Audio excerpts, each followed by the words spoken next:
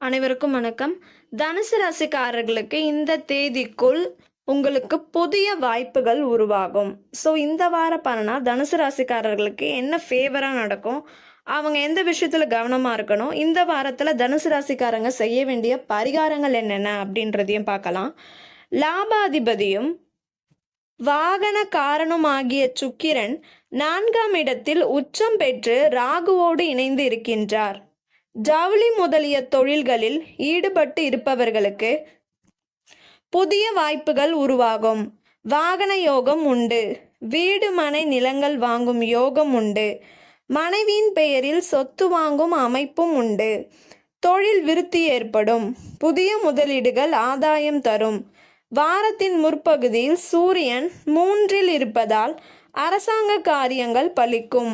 மேலதிகாரிகளின் ஆதரவை பெறுவீர்கள். சுப செலவுகள் ஏற்படலாம்.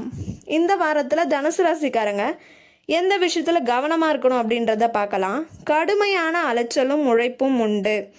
அதிகப்படியான பணிச்சுமையால் துன்பப்படுவீர்கள்.